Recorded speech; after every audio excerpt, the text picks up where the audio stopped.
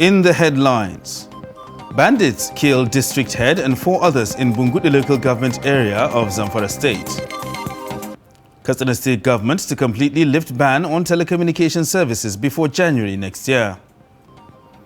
Federal government and family of Nigerian lady who died in Cote d'Ivoire jail reject autopsy on cause of her death. And on the foreign scene, dozens killed in Sudan gold mine collapse. Hello and welcome to Trust TV News Update. I am Ibrahim Yusuf.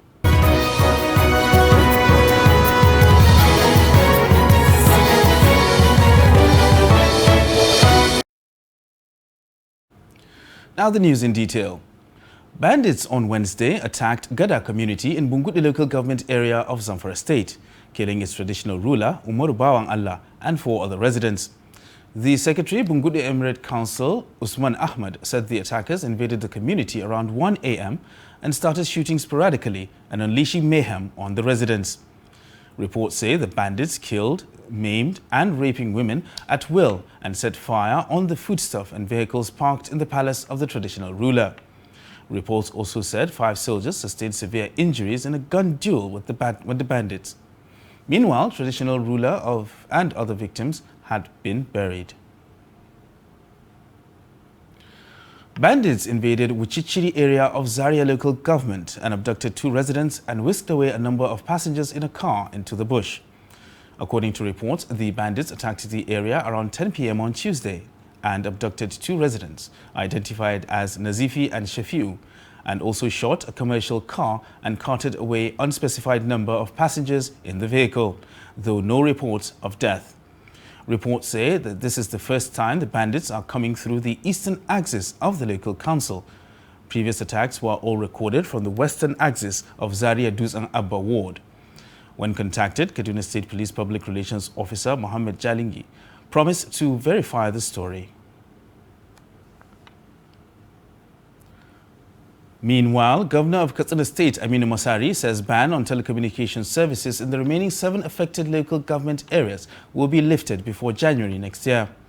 The governor stated this during a media parley with journalists on Tuesday in Katsina. He advised people to defend their communities and give the security agencies all necessary support, especially by providing them with correct information on criminals. Compared 3 months before the shutdown and 3 months after the shutdown, we saw remarkable reduction in terms of banditry attack, kidnapping for ransom, and even cattle rustling has reduced in some cases by more than half. But it was a combination of many policies, not only shutting down on networks. We closed down some roads. We stopped filling station, especially in banditry affected areas. We also stopped some cattle markets. We took many measures, and the banning of motorcycles after 10 in the evening. We took many factors, and jointly with the operation of the law enforcement agencies, we saw some reductions. A professor of educational psychology, Muhammad Mai Enchi, is asking the Zamfara state government to reopen schools at the local government headquarters and the Gusau metropolis to enable students to resume learning and have quality education. He said the continuous shutting down of schools in the state will mean breeding insecurity that will hamper a brighter future for the youth and Zamfara state in general. Professor Mai Enchi made the call while speaking exclusively to Trust TV News in Gusau, the Zamfara state capital, over the 3-month closure of schools due to the activities of bandits. The report. Quality education is one of the prerequisites of any national development, as it will empower the citizen to contribute their quota to economic growth. It is against this background that Professor Muhammad Mai Enchi is expressing concern over the continued closure of schools as a result of the security challenges bedeviling Zamfara state. He wants the state government to reopen the public and private schools at the local government headquarters and Gusau, the state capital, so that students can resume learning, especially the final year students who are supposed to be preparing for their West African Examination Council (WAEC) and National Examination Council (NECO). Period of time. Long closure of schools is a breeding ground of insecurity. So the problem we have in Zamfara is that the SS3 students for now have only 3 months to write WAEC.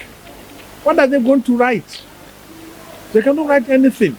And while we are pleading with state government to please open the schools, FCET Model Primary School and Secondary School is open. Command Police College in Gusau is opened. Federal Girls College Gusau is open. So at least the blue areas should be open. That is the schools in local government headquarters where there is no trouble. So that we have something at hand instead of having nothing. Let them open the schools. Professor Mayanchi believed the continued closures of schools in the state will entail breeding future insecurity, which the state and the country at large cannot address. This explains why the state government needs to consider the option of lifting the closures of the schools and putting in place security measures to protect the students and staff. For the future, that we are not only to remain where we are in terms of education ladder of the country, we are going to be backward. Nobody in this country, elite like me, that is not aware of our own stand in terms of Western education in the northern Nigeria. We are all aware of what is happening. So I want to be a step backward to that. Not only that, those of us who are in the state will not see rest because the poor, the children of the people are not educated. So we cannot see peace. Even at local government and state, we cannot see peace as long as these children are not trained. They don't have what to eat. People are having problems of this insecurity in Zamfara state. We know the government is trying. I'm not blaming government for anything.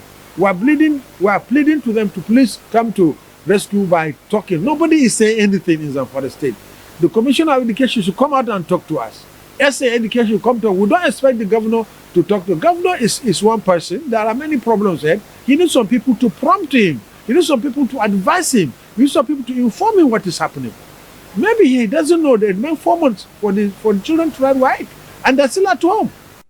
It will be recalled that since the adoption of 279 students from the government girls' science secondary school, Jangebe, on 26 February, and that of Bakura College of Agriculture and Animal Science on 15 August by suspected bandits, both schools have remained closed.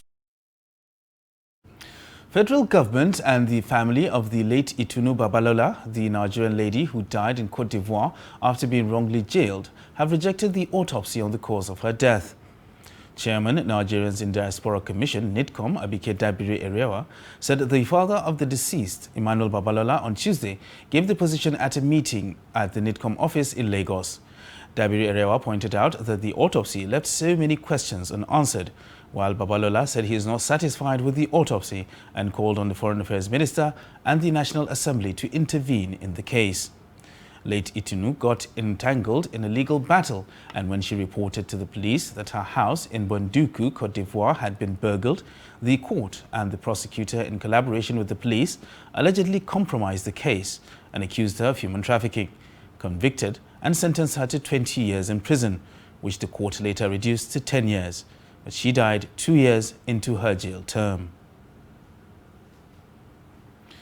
President Muhammadu Buhari has charged the Presidential Artisanal Gold Mining Development Initiative, PAGMI, to scale up operations in the mining sector by ensuring that investments go beyond artisanal and small-scale levels. The president gave the charge Wednesday at a briefing by the steering committee on the management team of PAGMI at the State House, Abuja. President Buhari also directed PAGMI to provide a 6-month progress report on the Solid Minerals Development Fund designed to capture accruals from investments to further ensure probity and best practice in the mining sector. The Central Bank Governor, for his support of the Solid Minerals Development Fund in the delivery of Presidential Artisanal Gold Mining Development Initiative, particularly in the commitment to paying a fair price to support the artisanal miners and providing a market for the presidential artisanal gold mining development initiative. The Honorable Minister of Finance, Budget and National Planning is to be commended also for her support in increasing the capitalization of the Presidential Artisanal Gold Mining Development Initiative through the already approved facility. The Presidential Artisanal Gold Mining Development Initiative Management Team should now develop innovative ways to move Presidential Artisanal Gold Mining Development Initiative to the next level to ensure the Nigerian mining story goes beyond artisanal and small-scale mining. Your Excellency, in 2020, the committee presented before you the first ever artisanally gold mined and sourced within Nigeria in an LBMS standard in a bar, which was presented to you, which was the first time in the history of this country. You may wish to recall that you approved PAGMI, as my Honorable Minister has said, with the objectives of plugging fiscal leakages, job creation, and accretion to foreign reserves, because Central Bank of Nigeria is the off-taker of the gold that we produce, and it goes to count towards foreign reserves. This is very common in a lot of countries now, Russia, Chile, China. A lot of countries are keeping their foreign reserves in gold, and Nigeria used to do that a long time ago. 8% of our reserves were held in gold, and then it came down to nearly zero. So we're just making an attempt to diversify our foreign reserves to have some holdings in gold. You're still watching Trust TV News Update. Coming up after the break. Spinal cord injury victim speaks out. This and more after the break. Stay with us. The board and management of Media Trust Limited invites the general public to its annual Daily Trust Dialogue, themed 2023, The Politics, Economy and Insecurity. Date, 20th January 2022. Location, NAF Conference Center and Suites, Abuja. Time, 10 a.m. prompt. Chairman of the occasion, former Head of State, General Abdulsalami Abubakar, GCFR. Guest Speaker, Governor of Kaduna State, Malan Nasir Ahmed El-Rufai. Guest Speaker, Governor of Ebonyi State, Engineer David Umahi. Guest Speaker, former Chairman, Federal Inland Revenue Service, Mrs. Ifueko Omoigui Okauru. Moderator, Executive Director, Daria Media Nigeria Limited, Kadariya Ahmed. The event will be transmitted live on Trust TV, and all participants must observe COVID-19 protocols and wear their face masks. Get latest updates on current topical issues and breaking news by downloading the Trust TV mobile app on your Android devices. Go online, click Google Play Store, search Trust TV, install the app, and get doses of unfiltered information on happenings all over the world in your pocket. Trust TV, documenting the Nigerian story.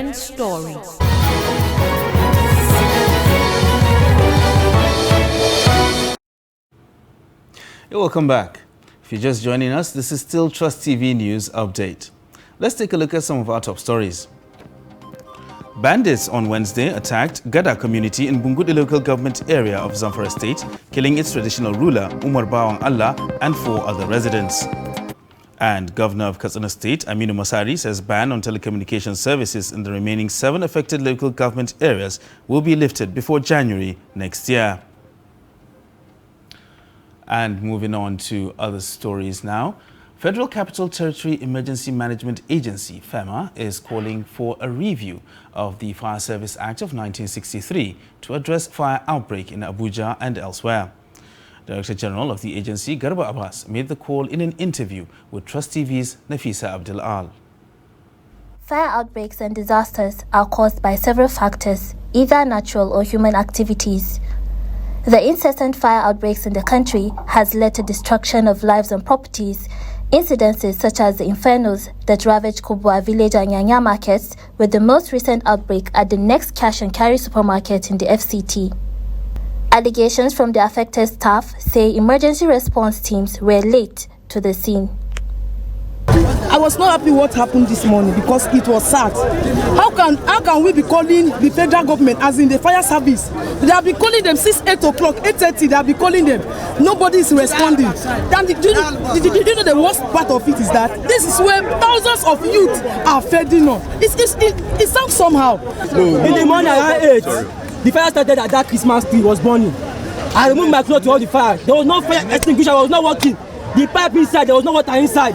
Me have 15 security, we can't off small lights. We can't fire extinguisher. They came almost 2 hours before the fire don't go up. Director General of Federal Capital Territory Emergency Management Agency, Abbas Idris, while reacting to these allegations, said the agency was on ground in collaboration with other emergency units. Our response time, if you can call us from anywhere, is 5 minutes. 5 minutes. From anywhere in the city is 5 minutes. The problem we are having is that if you look at the next cash and carry fire incident, it wasn't at the instant of the fire that they called the fire service. They tried, you could see there was a video going around. You could see how they made attempt to extinguish the fire until when they were overwhelmed. It was the smoke from outside, the outsider, not the people from the cash and carry that called for response. So, and I was to be the first person that got there and ensured that I activated the police, the civil defense and other security agencies to cordon up the area before I now start calling the fire appliances to come. And within a short time, the fire appliances came as if they were stationed in one place and asked them to move. So it was swift. The response was swift compared to most times people don't call the fire or security, the emergency number on time. And we keep saying 112, toll-free emergency number. The director also called for a review of the Fire Service Act of 1963 to put it in line with current realities. The problem we are having is that there is no specific law for state fire services. They are both using the Federal Fire Service Act, and that is where we have the lacuna. And the lacuna is that the operational structure of the state fire service is not defined. So in that case, they have a lot of handicaps in terms of enforcement. And where you are talking about public safety, there must be adequate protection, adequate laws guiding the public that can be able to, give a lot of protection and enforcement of relevant laws that will guide against loss of lives and property. So the need to have a review of the entire Federal Fire Service Law, which was enacted in 1963. It doesn't go with the current reality. An average of at least 5 fires are recorded daily in the FCT. Nafisa Abdel Al, Trust TV News, Abuja. Recent increases in the figures of new infections of COVID-19 is generating keen reactions from Nigerians. According to data gathered across the country by the Nigeria Center for Disease Control, Nigeria now has a confirmed total case of 238,420 since it reported its first case in February 2020. Of the cases confirmed, 212,770 people who initially tested positive have been discharged, and 3,024 deaths have been recorded in all 36 states and the FCT. However, some residents of Abuja expressed divergent opinions on the figures released by the NCDC. What I can say is I don't believe in the numbers. I believe there's COVID-19 in Nigeria because I know 1 or 2 persons with COVID. But the numbers, I'm not convinced. I don't believe COVID-19 in Nigeria. They keep calling numbers every day. Even I listen to the news and even on radio, but I don't believe. Yes, I don't believe because there's no evidence showing that, okay, actually, we've not seen pictures from the hospital or the centers, we've not seen videos or nothing.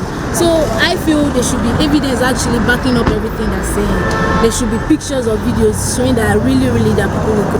I think what is responsible, majorly we are not obeying or following the COVID-19 protocols. Understand? Okay, look at me myself. To be sincere, I have to be frank. I'm not wearing my mask. I just came out from my house. I'm going somewhere. I didn't put on my. So at least I'm prone to contact COVID-19 or whatever. I think government should be proactive in enforcing compliance to COVID protocols. I think that's the major thing we need to do. Well, I know the health workers, they are trying their best to make sure that they reduce the number of figures that we are having. But to the best of my knowledge, many people are not complying with the COVID-19 protocol. For you to hear my voice now, that's why I dropped my face mask now. If you look at the number of people going around, they are not complying with that protocol of using the face mask. Number two, some people, for the fear of unknown about what they are hearing, either in their religious setting, is what is keeping them fear of collecting the dose. I mean the vaccine. Like my humble self now, when they came to our area, we collected the dose and we are coming out for the second phase of it by January now. And another thing that I noticed is that many people doesn't know where to go and get that vaccine. It has not reached to the grassroots. I don't really know what to say because I don't know how to say it because I've not had coronavirus. I've not done any vaccination on it. So I don't know. First of all, we don't even know if there's coronavirus. Well, let me believe that there is, but I don't know. I've not seen anyone so far from it, any of my family members or anybody close to me. So I don't know what to really say about it. Lots of people are now coming for the tests. You know, NCDC has a stand in the hospital and it's free. You come, you do your testing. That's why we are getting more people that are positive. If you look at the statistics, at a time like 3 months ago, you know, you will see at times less than 100 in a day. These are not just mere figures. These are not mere figures because we in the hospital know and see what is happening, and we know it's real. That this is not just deja vu, that they're just quoting figures. Telling you now, I know a number of my staff that have tested positive. I know a lot of people I know that have tested positive. In fact, I made a mail to the DG of NCDC. We even need the rapid testing kits in our emergencies so that ab initio will test you to see if you are positive or you're negative. That will give us, protect both the staff and the patient himself or herself. Now, many people are suffering in silence and dying as a result of spinal cord injuries sustained either from road crashes or domestic accidents. On records, Katsina State has over 1,000 people living with spinal cord injuries scattered across the 34 local government areas of the state. Trust TV's Abdullahi Ahmadi visits one of such victims in Tambu village of Daura local government area of Katsina State who has the agony of living with a permanent disability. The report. Yahya Haruna Tambundaura is among hundreds of people seriously in pains, suffering from spinal cord injury sustained just recently. Trust Television visited Yahya Haruna, a 23-year-old at Tambundaura village, just 3 kilometers to Daura on Katsina Daura Road. Yahya Haruna, who was a tailor before the accident, completed Pilot Secondary School Daura with ambition of joining the military after his tertiary education. Narrating his ordeal to Trust Television, Yahya Haruna said, like any other survivor of spinal cord injury, he neither have control for urine nor his feces. Yahya, who sustained spinal cord injury when he fell down from a Toyota van, has been taken to Orthopedic Hospital Dala Kanu and Air Force Reference Hospital Daura, but to no avail. He therefore appeals to governments, corporate bodies, philanthropists and other non-governmental organizations to come to his aid. I don't have anything to say because my parents are trying their best and I believe they have done their best. The only option for me is to leave everything in the hand of God, as there is nothing I can do. All I have, all what I get, and of course, all my ambition has been thwarted.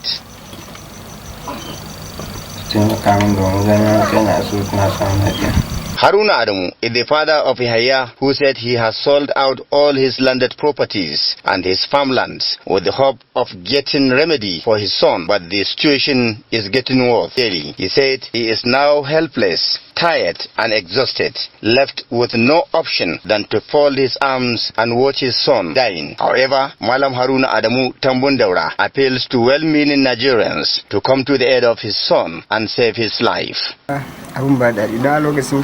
As you can see, there's nothing I can do. I have done the best I could, and the boy has narrated everything to you.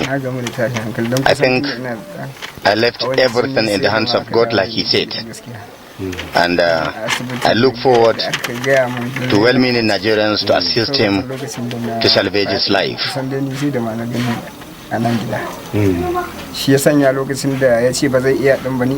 Similarly, the mother of Yahya Adamu said they supposed to go to orthopedic hospital Kanu on 22nd December but could not afford it due to financial problems. She said they are helpless and cannot even afford to meet some of his basic needs, such as pampers, catheter, hand gloves, as they have sold out all they have for the medication of her son. From what you can see in this house, we don't have anything in this house, and we are looking forward to other Nigerians to assist him. Even what to eat, we have to struggle hard to get what to eat on a daily basis. For us to meet our basic needs is something that has been very difficult for us. By living in a village and we don't have anything, as we have sold out everything we have. In Katsina, Abdullahi Ismayamadi reporting for Trust Television News. And on the international scene, dozens of people have been killed in the collapse of a defunct gold mine in Sudan's West Kordofan province over the weekend. Spokesman for the Sudanese Mineral Resources Company, Ismail Tisu, on Wednesday said at least 38 people are dead, raising an earlier toll of 31. And that wraps up Trust News Update for this hour. I am Ibrahim Yusuf. Thanks for watching.